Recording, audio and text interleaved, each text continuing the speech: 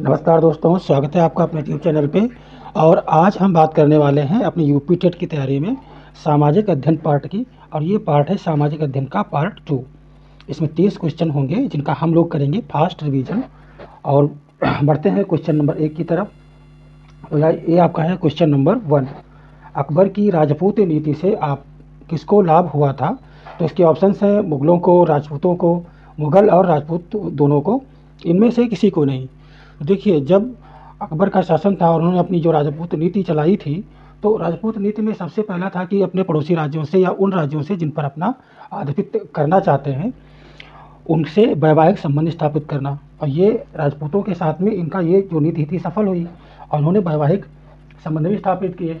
इससे हुआ क्या, राजपूतों को अपना राज्य बचाने में कामयाबी भी हुई और मुगलों को उनके ऊपर से अपना आधिपत्य जमाने में भी कामयाब रहे और वहाँ से कर वसूलने का काम भी किया उन्होंने। तो इस तरीके से देखा जाए तो दोनों को लाभ हुआ। तो इसमें आपका जो राइट ऑप्शन है वो हो जाएगा डी। क्योंकि इनमें से डी नहीं होगा, इनमें से सी होगा कि दोनों को लाभ हुआ था, मुगलों को, राजपूतों का। तो डी नहीं, आपका option number C right question होगा। ठीक है, बढ़ते हैं क्वेश्चन नंबर 2 की तरफ। क्वेश्चन नंबर 2 है, निम्नलिखित में से कौन सा ग्रह नहीं है? अब इसमें आपके जो ऑप्शंस हैं वो दिए गए हैं शनि, शुक्र, प्लेटो और मंगल ग्रह। तो आपको पता है कि जो प्लेटो था उसको ग्रहों की श्रेणी से बाहर निकाल दिया गया था इसमें से, क्योंकि ये क्या करता था, दूसरे ग्रहों की जो कक्षाएं हैं उसको क्रॉस करता था। तो इस तरीके से ग्रहों की परिभाषा ये होती है कि वो किसी की कक्षा को न काटते हुए अपनी कक्षा में बराबर चलेंगे, लेकिन प्लेटो क्या करता था, प्लेटो काट रहा था। ठीक है, तो इसलिए प्लेटो को ग्रह से बाहर कर दिया। तो आपका यहाँ पे सी राइट ऑप्शन हो जाएगा। फिर आपका है क्वेश्चन नंबर 3, पृथ्वी के चारों ओर गैसों के समूह को क्या कहते हैं? तो पृथ्वी के जो चारों ओर गैसों का समूह है, आपके 4 ऑप्शन है दोस्तों। ग्लोब है, पानी के कण है, वायुमंडल है और हाइड्रोजन स्फीयर है। तो राइट ऑप्शन हो जाएगा इसमें वायुमंडल, क्योंकि पृथ्वी के चारों ओर जो गैसों का समूह है जिसमें सारी गैसेज मिक्स हैं, उसमें वो क्या है हमारा, वो हमारा वायुमंडल है। तो हमारा यहाँ पे ऑप्शन सी राइट हो जाएगा। फिर आपका क्वेश्चन नंबर 4 है, अरावली श्रेणियों की अनुमानित आयु है। देखो, इनको एक अवशेष पहाड़ियों में रखा जाता है, अरावली पहाड़ियों को। और यहाँ पे इसके समय की बात की गई है। तो समय इसका है 370 मिलियन वर्ष, 470 मिलियन वर्ष, 570 मिलियन वर्ष और 670 मिलियन वर्ष। तो अगर देखा जाए तो इसमें ये आपका जो ऑप्शन ए है ये राइट होगा, क्योंकि 370 मिलियन वर्ष से ज़्यादा जो अरावली की श्रेणियाँ हैं इनकी अनुमानित आयु रखी गई है वैज्ञानिकों के द्वारा। यह है आपका क्वेश्चन नंबर 5, जो है बौद्धों की अधिकतम संख्या पाई जाती है। तो बौद्ध मानने वाले और बौद्ध भिक्षुओं को जो जनसंख्या है कौन से स्टेट में सबसे अधिक है? तो यहाँ पर आपके ऑप्शंस हैं बिहार, कर्नाटक, महाराष्ट्र और उत्तर प्रदेश। तो इसमें आपका राइट ऑप्शन हो जाएगा सी, क्योंकि महाराष्ट्र में सबसे ज़्यादा बौद्धों की संख्या पाई जाती है। तो आपका ऑप्शन सी हो जाएगा राइट ऑप्शन। क्वेश्चन नंबर 6 है, ब्लैक होल अंतरिक्ष में एक पिंड है, ये कैसा होता है? तो ब्लैक होल, सबसे पहले तो समझ लीजिए कि ब्लैक होल होता क्या है। ब्लैक होल अंतरिक्ष में एक जो ग्रह होते हैं, ग्रह की जब डेथ होती है, मृत्यु होती है, तो आपने पढ़ा होगा कि चंद्रशेखर सीमा एक होती है, जो सूर्य के जो द्रव्यमान के नीचे होंगे उनकी जो डेथ है वो ब्लैक होल के समान होती है। मतलब कि उनका घनत्व तो इतना ज़्यादा बढ़ जाता है, वो इतने सिकुड़ जाते हैं कि वो एक बिंदु में एक तरीके से बिंदु में वो लीन हो जाते हैं। बड़ा सा ग्रह सिकुड़ करके छोटे से चम्मच में आ जाएगा, ऐसा वैज्ञानिकों ने बोला है। मतलब उसका जो घनत्व है वो बहुत ज़्यादा होगा और आकार उसका क्या होगा, बहुत छोटा हो जाएगा। तो इसमें क्या होगा कि वो और जो सूर्य से ज़्यादा बड़े होंगे या बराबर होंगे, उनका सुपरनोवा के तरह उनका अंत होगा। तो ये ग्रहों की एक अंत की स्थिति है जिसे हम ब्लैक होल बोलते हैं। और इसकी एक डेफिनेशन ये होती है कि इसमें अगर कोई चीज़ जाती है तो वो परावर्तित नहीं होती, भले प्रकाश जाए, कोई वस्तु चली जाए तो उससे वो वापस नहीं आती है, ब्लैक होल से परावर्तित नहीं होती है। तो यहाँ पे आपके ऑप्शन है ब्लैक होल के बारे में बहुत छोटा आकार, बहुत बड़ा आकार, बहुत उच्च घनत्व, बहुत अल्प घनत्व। तो यहाँ पे बहुत छोटा आकार देखा जाए तो ये भी सही ऑप्शन है, और बहुत छोटा घनत्व, तो इसमें देखा जाए तो ये सी ऑप्शन आपका राइट है। ठीक है, तो सी ऑप्शन आपका सही हो जाएगा। यहाँ पे बहुत उच्च घनत्व की बात होती है। ठीक है, तो ये अंतरिक्ष में ब्लैक होल एक पिंड है जिसका जो घनत्व है बहुत ही उच्च होता है। क्वेश्चन नंबर 7 है, कौन सा एक बंदरगाह विश्व के कॉफ़ी बंदरगाह के रूप में जाना जाता है। अब यहाँ पे बात हो रही है कॉफ़ी बंदरगाह, मतलब एक ऐसा पोर्ट होगा, एक ऐसा बंदरगाह होगा जहाँ से कॉफ़ी का आयात निर्यात ज़्यादा से ज़्यादा किया जाता होगा। और इसमें ऑप्शन दिए हुए हैं Sao Paulo, Santos, Rio de Janeiro, Buenos Aires. तो यहाँ पे जो आपका राइट आंसर है वो हो जाएगा बी, सेंटोस। सेंटोस एक ऐसा पोर्ट है, ऐसा एक बंदरगाह है जिसे कॉफ़ी बंदरगाह के नाम से जाना जाता है। ठीक है, तो इसका ऑप्शन हो गया आपका बी, सेंटोस को याद कर लीजिए, ये कॉफ़ी बंदरगाह के रूप में है। क्वेश्चन नंबर 8 है, अंतर्राष्ट्रीय न्यायालय का अध्यक्ष बनने वाला प्रथम भारतीय कौन था। अब देखो, सबसे पहले कि जो हमारा अंतर्राष्ट्रीय न्यायालय है वो कहाँ स्थित है, वो हेग में स्थित है ना। अब इसमें बात कर रहे कि वो जो अध्यक्ष इसका था वो प्रथम भारतीय कौन सा, फर्स्ट इंडियन कौन सा था। तो यहाँ पे आपके 4 ऑप्शन दिए गए हैं, एम पतंजलि शास्त्री, पी गजेंद्र गटकर, वेनेगल नरसिंह राव और मेहर चंद। तो यहाँ पे आपका जो ऑप्शन है सी, ये सही हो जाएगा, वेनेगल नरसिंह राव। तो ये जो वेनेगल नरसिंह राव हैं ये फर्स्ट इंडियन थे जो अंतर्राष्ट्रीय न्यायालय के अध्यक्ष बने थे। ठीक है दोस्तों, तो आप क्वेश्चन नंबर आगे बढ़ते हैं क्वेश्चन नंबर 9 की तरफ। क्वेश्चन नंबर 9 है, भारत के किस राज्य को मसालों का बागान कहा जाता है। अब यहाँ पे मसालों के बागान की बात हो रही है और जहाँ पे 4 राज्य दिए हुए हैं, गुजरात, तमिलनाडु, कर्नाटक, केरल, 4 ऑप्शंस हैं। और मसालों के बागान का मतलब ये होता है कि वहाँ जो प्रोडक्शन है, जो उत्पादन है मसालों का ज़्यादा हो रहा होता है। तो यहाँ पे इस क्वेश्चन के हिसाब से जो इसका आंसर हो जाएगा ए, केरल। केरल को मसालों का बाग कहा जाता है। क्वेश्चन नंबर 10 है, देश का कौन सा शहर सन सिटी के नाम से विख्यात है। तो सन सिटी के नाम से विख्यात कौन सा शहर है, 4 ऑप्शन है, जोधपुर, कन्याकुमारी, पुरी, कोहिमा। ये 4 ऑप्शन हैं अलग अलग स्टेट के। तो ये हो जाएगा जोधपुर। जोधपुर को सन सिटी के नाम से जाना जाता है, जैसे जयपुर को पिंक सिटी के नाम जानते हैं ना, उसी प्रकार जोधपुर को सन सिटी के नाम से जाना जाता है। क्वेश्चन नंबर 11 है, संविधान की अष्टम अनुसूची में कितनी भाषाएं हैं। अष्टम मतलब क्या हुआ, 8वीं अनुसूची में कितनी भाषाएं हैं। दोस्तों यहाँ पे भाषाएं होंगी 20, 21, 22, 23, ये 4 ऑप्शन दिए गए हैं। तो इसमें जो 8वीं अनुसूची है भारत के संविधान की, तो उसमें हो जाएगा आपका 22 भाषाएँ। 22 भाषाएँ भारत की 8वीं अनुसूची में सम्मिलित की गई हैं अभी तक। क्वेश्चन नंबर 12 है, विश्व का एकमात्र देश कौन सा है जहां महिलाओं के लिए सैन्य सेवा अनिवार्य है। तो यहाँ पे आपके ऑप्शंस हो जाएंगे, उत्तरी कोरिया, दक्षिणी कोरिया, फिलिस्तीन, इजराइल। मतलब एक ऐसा देश जहाँ महिलाएं जो हैं उनको सैन्य सेवा करना अनिवार्य है। हर एक देश में जो पुरुष होते हैं उनको तो सेना में शामिल होना समझा जाता है, लेकिन एक ऐसा देश की बात हो रही है जहाँ पर महिलाओं को सैन्य सेवा करना अनिवार्य ही है। तो ये हो जाता है उत्तरी, आपका जो ऑप्शन है सही हो जाएगा इजराइल। डी ऑप्शन आपका सही है। इजराइल एक ऐसा देश है जो महिलाओं की सैन्य सेवा में भर्ती करना अनिवार्य बना दिया है इसने। क्वेश्चन नंबर 13 है, निम्नलिखित जनजातियों में से कौन ऋतु प्रवास किया करते हैं। कुछ जनजातियों के नाम दिए गए हैं, इनमें से कुछ जनजातियां ऐसी हैं जो ऋतु प्रवास मतलब ऋतुओं के हिसाब से उनका जो आवास है वो चेंज होता रहता है। तो यहाँ पे थारू है, भोटिया, बुक्सा, उपरोक्त सभी। तो इसमें आपका जो बुक्सा जनजाति है जो बुक्सा जनजाति है ये आपका राइट ऑप्शन है सी, कि जो बुक्सा जनजाति है वो ऋतु के हिसाब से अपना प्रवास करती है। क्वेश्चन नंबर 14 है, संसार का सर्वाधिक व्यस्त महासागरीय मार्ग कौन सा है। सर्वाधिक व्यस्त महासागरीय मार्ग की बात हो रही है।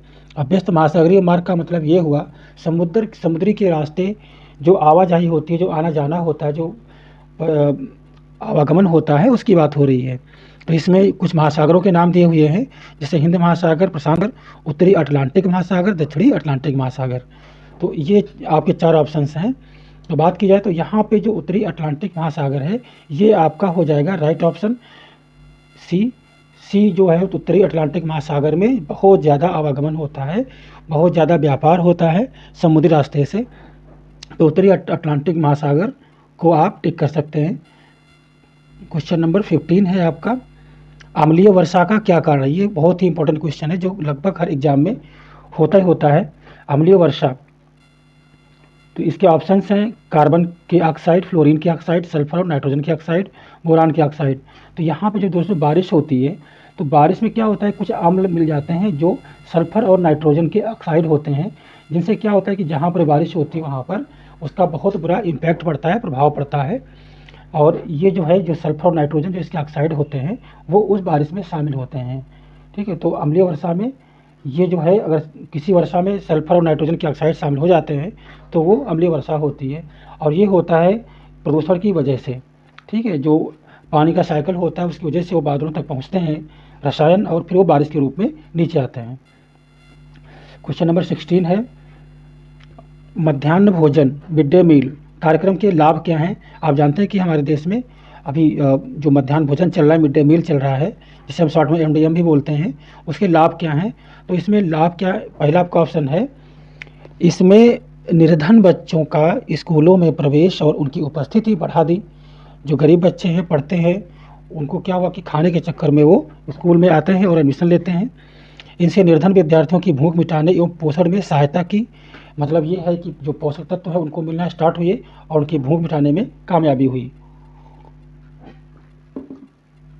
आपका सी ऑप्शन है, इसमें जातिगत जो पूर्वाग्रह होता है उसको कम करने में सहायता मिली,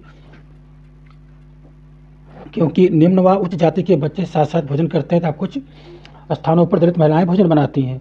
ठीक है, तो इससे क्या हुआ कि जो जातीय असमानता थी वो भी खत्म करने में कामयाबी हासिल हुई।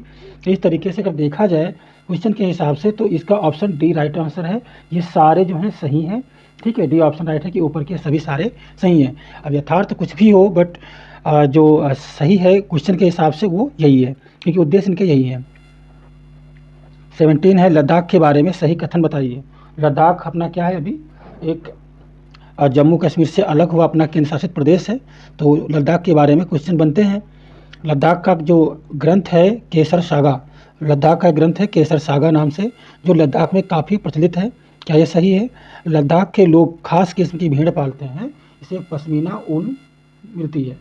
लद्दाख को छोटा तिब्बत भी कहा जाता है, और उपरोक्त सभी। तो आपका डी ऑप्शन सही हो जाएगा कि ऊपर के जितने सारे हैं केसर सागा वहाँ का एक लद्दाख में प्रचलित ग्रंथ है, और पश्मीना ऊन जो है वहाँ पे भेड़ से निकाली जाती है। और लद्दाख को छोटा तिब्बत भी कहते हैं, क्योंकि तिब्बत जाने का एकमात्र रास्ता लद्दाख ही है।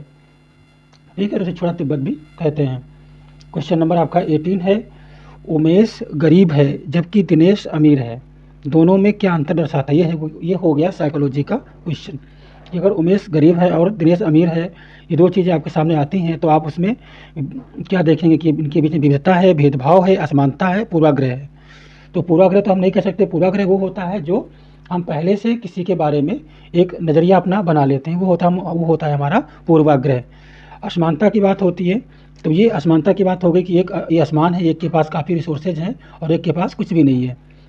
भेदभाव जो होता है वो गरीबी अमीरी में नहीं ना हो करके वो जातीय होता है, कि एक इंसान को उस जगह बिठाना और एक इंसान को वहाँ से भगा देना। यहाँ पे ऐसा नहीं है, यहाँ पे सिर्फ आर्थिक की बात हो रही है, तो वो असमानता हो गई, विविधता हम से नहीं कह सकते हैं। तो आपका यहाँ पे जो ऑप्शन है वो सी सही हो जाएगा, है ना, असमानता। अब बढ़ते हैं क्वेश्चन नंबर 19 की तरफ। तो ये क्वेश्चन नंबर 19 है, बाजार के बारे में निम्न में से कौन सा कथन सही है? अगर हम एक मार्केट की बात करते हैं तो उसके बारे में हमें देखना है कि मार्केट के बिहाफ में हमें ये सारे ऑप्शन देखने हैं और टिक करना है। तो ऑप्शन ए है, थोक विक्रेता से अर्थ बहुत बड़ी मात्रा में सामान खरीदना और बेचना है। मतलब जो थोक विक्रेता है उसका जो अर्थ होता है वो बड़ी मात्रा में सामान खरीदना और बेचना है, ये भी सही है। साप्ताहिक बाज़ारों में सामान सस्ता तथा सभी सामान एक ही जगह मिल जाता है। साप्ताहिक मतलब जो सामान जो मार्केट वीकली और सप्ताह में एक बार लगते हैं उन्हें हम बोलते हैं साप्ताहिक मार्केट, जहाँ पे बाकी सामान सस्ता होता है और सारा सामान एक ही जगह मिल जाता है, तो ये भी सही है। मॉल जिसे हम शॉपिंग कॉम्प्लेक्स भी कहते हैं, चारों ओर से घिरा हुआ एक बाज़ार होता है, मतलब दीवार के अंदर होता है, जिसमें प्रायः ब्रांड वाले उत्पाद बिकते हैं, ये सही है। तो इस क्वेश्चन के हिसाब से यहाँ पे आपका जो ऑप्शन है वो डी सही हो जाता है, और ये सारे जो ऑप्शन है वो सही है बाज़ार के अर्थ में। बढ़ते हैं क्वेश्चन नंबर 20 की तरफ। जब हम किसी के बारे में पहले से कोई राय बना लेते हैं और उसे हम अपने दिमाग में बिठा लेते हैं तो वह पूर्वाग्रह का रूप ले लेती है। निम्न में से कौन सा पूर्वाग्रह का उदाहरण है? अब यहाँ ये क्वेश्चन जो है पूर्वाग्रह का है, और इसमें ये बताया गया कि हम किसी के बारे में पहले से अपना कोई दृष्टिकोण, अपना कोई नज़रिया बना लेते हैं और हम अपने दिमाग में बिठा लेते हैं कि वो ऐसा व्यक्ति है, ऐसी चीज़ें। तो पूर्वाग्रह इसे कहते हैं, और इसका उदाहरण क्या हो सकता है इनमें से? शहरी लोग अपने परिवार के साथ कम समय बिताते हैं। गांव के लोग गंदे होते हैं, वे साफ़ नहीं रहते। शहरी लोग चालाक एवं भ्रष्ट होते हैं। तो हम क्या देखते हैं कि ये जो चीज़ें हैं, अगर हम एक गाँव वाला बन के देखें तो शहर वालों के बारे में हम यही सोचते हैं कि वो लोग अपने काम में बिजी रहते हैं और अपने परिवार को कम से कम समय दे पाते हैं, क्योंकि उनका जो बिजनेस है वो रात तक चलता रहता है। शहरी लोग चालाक भी होते हैं और भ्रष्ट भी होते हैं, क्योंकि जब गाँव के लोग जाते हैं वहाँ पे, जैसे एग्जाम्पल ले लीजिए रिक्शे वाले का, थोड़ी दूर जाने के लिए वो घुमा के लेके जाएगा और ज़्यादा चार्ज करके आपको बेवकूफ़ बना देगा। और जो शहर वाला बन के हम देखेंगे ऑप्शन बी, तो देखिए गाँव के लोग जो है उतना हाइजीनिक नहीं होते, उतना साफ़ नहीं रहते, अपने हाइजीन का ध्यान नहीं रखते, साफ़ सफाई का ध्यान नहीं रखते, क्योंकि मिट्टी का काम करते हैं, खेती का काम करते हैं। ठीक है, तो हम कहते हैं कि वो गाँव के लोग गंदे होते हैं, साफ़ नहीं रहते हैं। तो ये जो सारी चीज़ें क्या है, एक नज़रिया है जो लोगों ने बना रखी हैं। तो ये उपरोक्त जो है सभी सही हो जाएंगे। तो आपका जो ऑप्शन है यहाँ पे डी सही हो जाएगा। ठीक है, तो बढ़ते हैं क्वेश्चन नंबर 21 की तरफ। भारत में किस प्रकार की सरकार बनती है? अगर इंडियन कॉन्स्टिट्यूशन में देखें तो हमारे भारत में सरकार इसमें से कौन सी है, ये क्वेश्चन है आपका राजनीति विज्ञान का, पॉलिटिक्स का। ऑप्शन यहाँ पे प्रतिनिधि या लोकतंत्र सरकार, राजतंत्रीय सरकार, तानाशाही सरकार, कोई नहीं। अब इसमें से अगर हम भारत की देखें तो हम लोग वोट डालते नहीं डालते हैं, तो यहाँ पे हमारे यहाँ क्या है कि लोकतंत्रीय सरकार है। लोगों के द्वारा जो चुना गया प्रतिनिधि होता है वही शासन के लायक होता है, वही शासन करता है। राजतंत्रीय शासन वो होता है जो एक परिवार के राजवंश के द्वारा किया जाता है, परिवार का आदमी ही उस राज्य का शासक बनेगा। लेकिन लोकतंत्र में क्या होता है, कोई भी बन सकता है। तानाशाही सरकार वो होती है जो अपने हिसाब से अपने फ़ायदे के लिए रूल्स रेगुलेशन चलाती है। इनमें से कोई नहीं, तो ये गलत है। आपका ऑप्शन कौन सा हो गया, ए, राइट ऑप्शन। क्वेश्चन नंबर 22 है, मानव निर्मित उपग्रह कहाँ स्थापित किए जाते हैं? तो यहाँ पे जो अपना वायुमंडल है पृथ्वी का, उसके कुछ लेयर्स, कुछ उसके स्तर दिए गए हैं। इनमें से आपको बताना है कि जो उपग्रह जो होते हैं, जो सैटेलाइट होते हैं, वो मानव निर्मित जो हैं वो कहाँ स्थापित किए जाते हैं, जो हमारे संचार वगैरह में काफ़ी मदद करते हैं। जैसे हमारा है मेसोस्फीयर, जिसे हम मध्यमंडल बोलते हैं हिंदी में, समताप मंडल है जिसे हम स्ट्रेटोस्फीयर बोलते हैं इंग्लिश में, और ट्रोपोस्फीयर जिसे क्षोभमंडल बोलते हैं, थर्मोस्फीयर जिसे हम तापमंडल बोलते हैं। और इसमें जो आपका राइट ऑप्शन है वो हो जाएगा डी। थर्मोस्फीयर में एक लेयर और भी होती है, इसे हम आयनोस्फीयर बोलते हैं इसको। जो आयनोस्फीयर होता है उसमें क्या होता है कि कुछ ऐसे तत्व होते हैं, कुछ ऐसे आयन होते हैं जो चीज़ों को परावर्तित करते हैं। तो इसीलिए यहाँ पे जो सैटेलाइट होती है वो लगाई जाती है कि सिग्नल जो भेजे जाते हैं वो वापस धरती के ऊपर आते हैं। तो जो आपका थर्मोस्फीयर हो आए या आयनोस्फीयर आए, तो उसमें क्या होता है कि हम सैटेलाइट को स्थापित करते हैं। क्षोभमंडल वो होता है जहाँ पर बादल वगैरह, आंधी, गरज, बारिश, ठीक है, ये सब चीज़ें होती हैं, आंधी तूफान होता है, ये सब हमारे ट्रोपोस्फीयर में होता है, क्षोभमंडल में होता है। समताप मंडल में क्या होता है कि यहाँ पे मौसम जो है एक जैसा रहता है और ये हवाई जहाज़ उड़ाने के काम आता है। ज़्यादातर जो प्लेन है इसी जोन में उड़ते हैं, इसी समताप मंडल में उड़ते हैं। और मेसोस्फीयर क्या हो गया, समताप मंडल के ऊपर की जो लेयर है, और आयनोस्फीयर की जो पहले की लेयर है उसे हम बोलते हैं मेसोस्फीयर। ये हो गया आपका लेयर के बारे में, और इस क्वेश्चन के हिसाब से आपको जो राइट ऑप्शन है वो हो जाएगा डी। क्वेश्चन नंबर 23 है, चावल की खेती की परिस्थितियां हैं। ये हो गया आपका कृषि विज्ञान का। अब इसमें बताना ये है कि अगर चावल की खेती हम करते हैं तो उसकी जलवायु कैसी होनी चाहिए।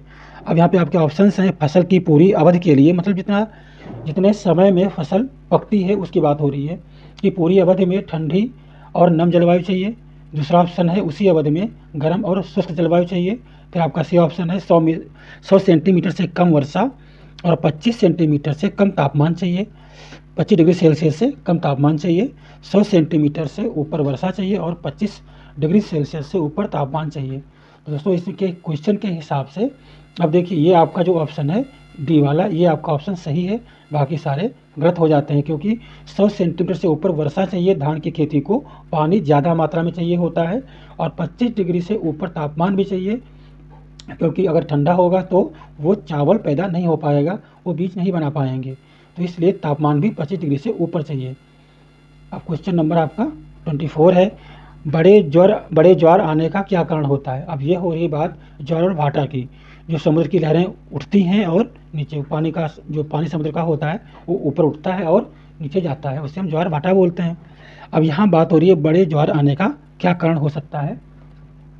आपके ऑप्शंस हैं, जब सूर्य तथा चंद्रमा एक सीधी रेखा में होते हैं, जब सूर्य तथा चंद्रमा समकोण बनाते हैं, जब तेज़ हवा चल रही हो, जब रात हो ठंडी हो। तो इसमें जो आपका राइट ऑप्शन है वो हो जाता है आपका, जब सूर्य और चंद्रमा एक सीधी रेखा में होते हैं तब क्या होता है कि बहुत ज़्यादा जो ग्रेविटी है वो बनती है, और आपका ऑप्शन यहाँ पे ये सही हो जाएगा। ठीक है, 24 क्वेश्चन, हाँ ये है। तो इसमें क्या होगा कि आपका जो ऑप्शन ए है वो राइट आंसर होगा, जो बड़े ज्वार आने का कारण, क्योंकि जब एक सीध में होंगे तो जो ग्रेविटी वो ज़्यादा बनेगी, तो जो पृथ्वी का जो है ग्रेविटी से पानी ऊपर को उठ जाएगा, ये चीज़ें होती हैं। क्वेश्चन नंबर 25 है, जब हम सभी लोगों को एक ही छवि में बांध देते हैं, जब हम क्या करते हैं, सभी लोगों को एक छवि, मतलब एक इमेज में कि ये लोग ऐसे हैं, या उनके बारे में पक्की धारणा बना लेते हैं, तो उसे रूढ़िबद्ध धारणा कहते हैं। जब ये ग्रुप का समूह होता है, लोगों के बारे में हम वो चीज़ देख लेते हैं कि हाँ ये चीज़ है, तो वो क्या होता है, रूढ़िबद्ध मतलब वो कंटिन्यूअस चलने वाली एक धारणा हो जाती है, हमारा विचार हो जाता है, दृष्टिकोण हो जाता है, उसे कहते हैं रूढ़िबद्ध धारणा। और इसमें से जो रूढ़िबद्ध धारणा है उसका उदाहरण कौन सा है, तो ऑप्शन ए है, लड़कियां माँ बाप के लिए बोझ होती हैं, मुस्लिम लड़कियों को पढ़ाने में रुचि नहीं लेते, जो मुस्लिम लोग होते हैं वो अपने बच्चियों को पढ़ाने में कोई इंटरेस्ट नहीं रखते, हवाई जहाज़ उड़ाने का काम लड़कियां नहीं कर सकती, उपरोक्त सभी। तो ये क्या है कि एक तरीके की धारणाएं हैं, तो इसमें आपका जो ऑप्शन है वो हो जाएगा ए, क्योंकि ये वैचारिक जो है आदमी अपने अंदर रख लेता है, या लड़कियां जो होती हैं हमेशा बोझ होती है, जो आज समाज में माना भी जाता है। ठीक है, और मुस्लिम लड़की, जो मुस्लिम्स होते हैं वो ज़्यादातर अपने जो गर्ल्स होती हैं उनको एजुकेशन से कम देते हैं, धीरे धीरे चीज़ें बढ़ रही हैं, बट ये एक धारणा बनी हुई है बहुत पहले से, लड़कियां हवाई जहाज़ नहीं उड़ा सकती हैं, तो ये क्या है, एक समूह के ऊपर बताया गया कि हाँ जो लड़कियां जो होती हैं वो जहाज़ नहीं उड़ा सकती, ये एक धारणा बन गई।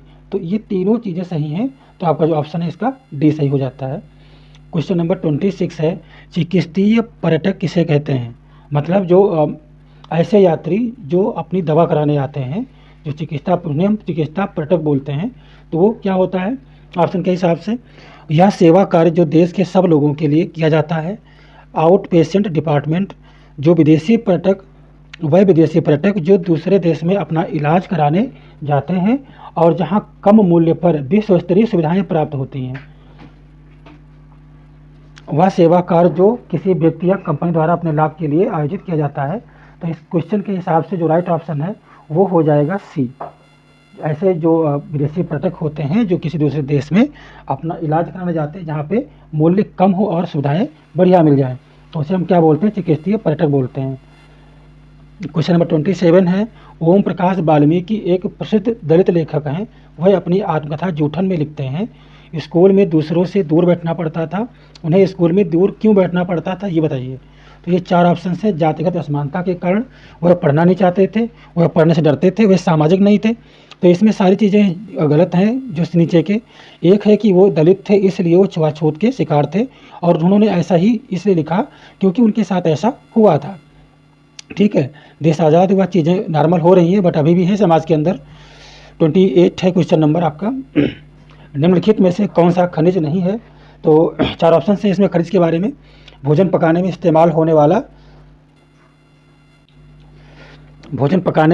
होने वाला नमक, गहनों में प्रयुक्त सोना चांदी, रोधक के लिए अप्रयुक्त अभ्रक, पेंसिल में विद्यमान ग्रेफाइट।